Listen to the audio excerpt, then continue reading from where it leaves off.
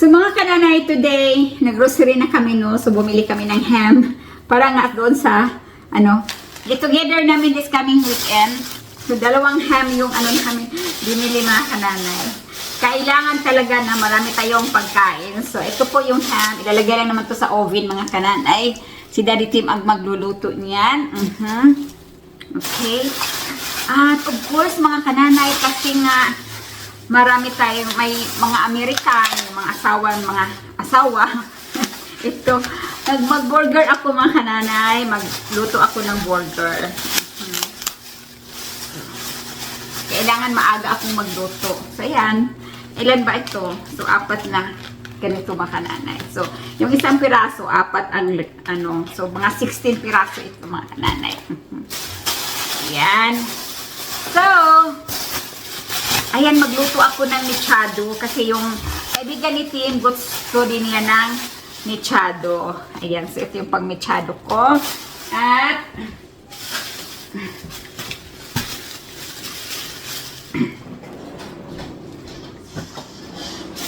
i-pile up ko lang ito mga kananay sa refrigerator.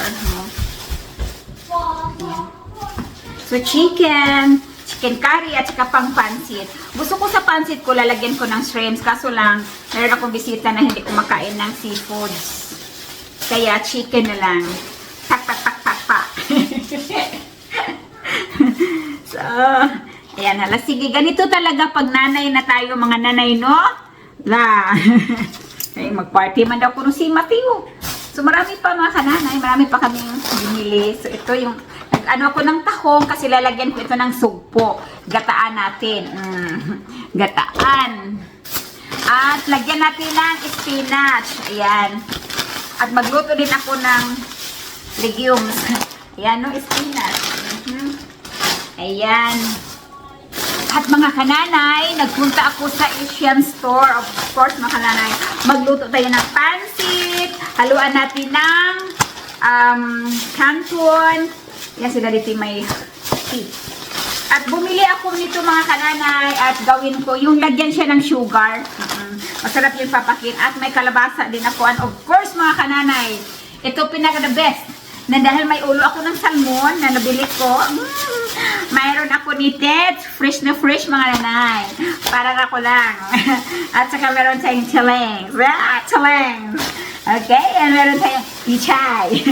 Ilagay ko ito mga kananay sa sinigang na ulo ng salmon. O diba, bungga mga nanay, kompleto Ricardo. Walang okra.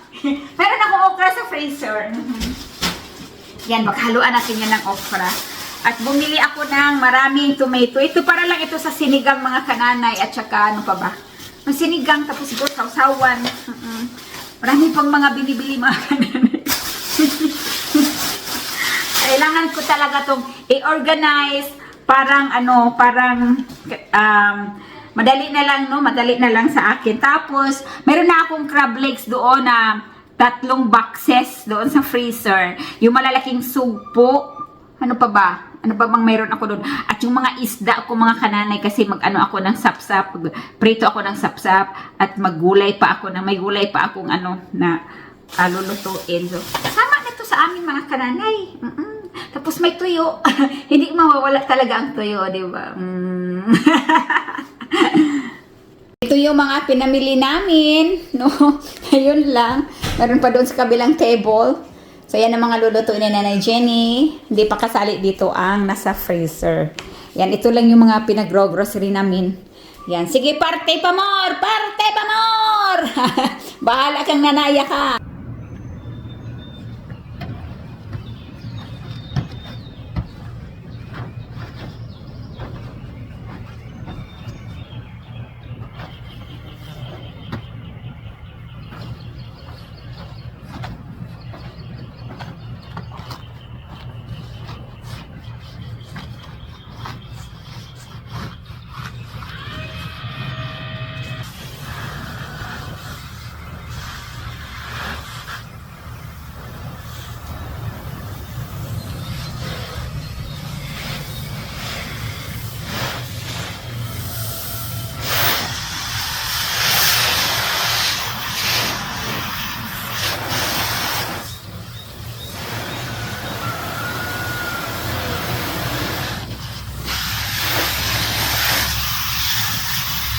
Naglinis nga ako ng sasakyan mga kananay. Nilinis ko ito kasi medyo madumi na ginagamit. Kailangan pa nating malinis yung sasakyan. So ito na siya.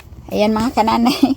Super linis na. Yan, sombrero ni Daddy Tim. Kasi kailangan talaga niya magsombrero pag umalis kami. Takot siya na mainitan ang kaniyang ulo. So ayan, super linis na mga kananay ang sasakyan ni Nanay Jenny at ni Daddy Tim and Matthew. Ayan no. So sa mga video ko mga kananay, mayroon nag-knock-out sa akin. Ni-knock-out ako ba mga kananay? Ang video na yun ay yung nagtatanong ako kung sinong nakaranas ng delay nga sa sahod ni Facebook. For the first time, this is the first time that I experience, you know. So mayroon doon na ni-knockdown niya ako mga kananay. Ang sabi niya, sa tagal ko na daw nag-vlog, hindi pa rin daw kumita. Sino may sabi? Napakaswerte ko nga sa pagbablog ko. 2 weeks lang. Nung nag-umpisa akong mag-vlog, 2 weeks lang mga kanay, nakuha ko yung 10,000 followers and 600,000 views. Nakuha ko kaagad yan. After that, the next month, sumahod na ako. Oo. So, itong sasakyan na ito mga kananay ay katas ito sa aking pagbablog. Wala pang 1 year ako nag-vlog mga kananay. Mga 8 months lang ata ito. Nakuha ko kaagad ang price nito mga kananay. So, ni-knockdown niya ako sa hindi pa niya naintindihan, hindi niya siguro pinakinggan yung context or hindi lang siya nakakaintindi doon sa context na yon. So nag-knockdown siya sa akin. Ang tanong ko sa kanya, ikaw, anong mayroon ka? Anong mayroon ka? So ako nagbablog ako. Sumasayo ako, kumakanta ako lahat ng gawain pang bahay, naglilinis, tawag doon nagluluto, di ba? So at kumita ako, hindi niya alam na milyones na pala ang nakita ko sa aking pagbablog. Simple lang talaga ako, yun lang. Kaya wag basta-bastang mag-knockdown ng kapwa natin kasi hindi mo alam. Kaya ito, katas ito sa pagbablog ko. At extra lang itong car na ito ay extra lang namin, hindi ito na talaga kasi mayroon naman akong puting SUV. Meron akong puting SUV. So, ang linis na mga kananay, linis na mga kananay, no? At titingnan dito natin kay Mati yung area.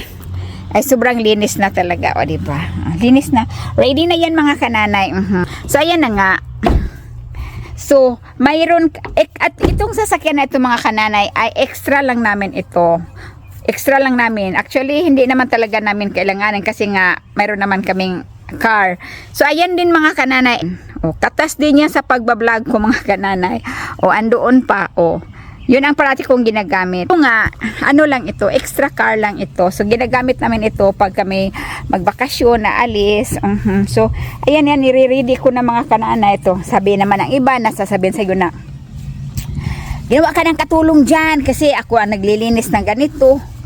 Alam niyo, sa totoo lang, masarap maging katulong sa sarili mong pinaghirapan. Wala pong masama doon. Dapat lang linisin mo parang hindi ka manggigitata. Kasi lang, ang mga tao talaga ay mahilig talagang mag-judge, no, na hindi naman nila alam. Kaya, diba? Tapos yung nag-judge mga kamami, anong mayroon ba sa kanila? Wala, tae. Kasi nga mga kananay, pinagtatawanan niya ako doon. May paganyan-ganyan pa siya. Ganyan-ganyan pa siya. Wala naman, ano bang mayroon sa kanya? Hindi ko na lang sabihin mga kananay kasi ayaw ko makasakit ng damdamin. Kaya, ang learn nito ay huwag tayong basta-bastang mag-knockdown ng kapwa natin kasi hindi natin alam. Nag-stop muna kami dito at magtubil muna kami sa aming tiyan dahil nagutom na kami. Sandwich lang pag ganito nagta-travel. Nang dahil nga nag-travel kami, so pag nakita kami na kainan kasi malapit na mag-alas 12, so kumain na kami kasi baka sa unahan at wala na kami makikita at kami magugutom. So bago ang lahat, bago kami magutom, kumain na muna bago ipagpatuloy ang aming pag-travel. So sandwich lang po ang kinakain namin dito. Ayun na, malapit na tayo sa aming paroroonan. 17 in Myrtle Beach.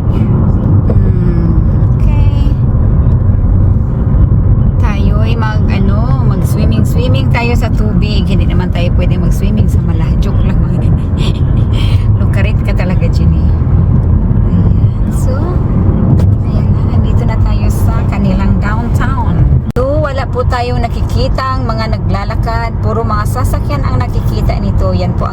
natin kung nasa Pilipinas tayo. Kasi much fun sa Pilipinas kasi marami tayong nakikita yung naglalakad ng mga tao. Dito wala. Puro nakasasakyan. Di ba?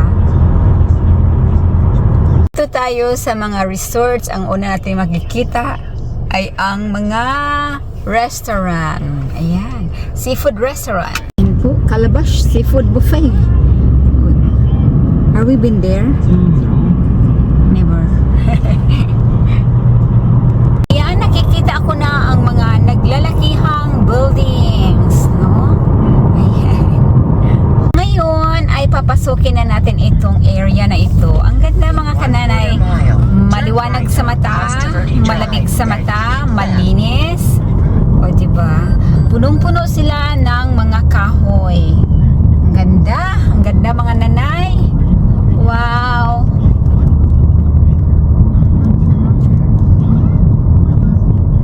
Ang ganda naman dito. So, Ocean Club. Napunta na kami dito sa Ocean Club. Then take the first left. Fancy. Uy, fancy daw, sabi ni Matthew. Let's see, right here. You get it.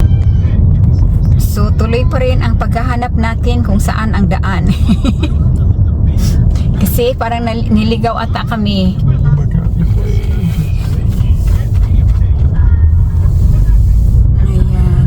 Ayan, ang papunta doon sa pasok doon, no? This is the entrance here.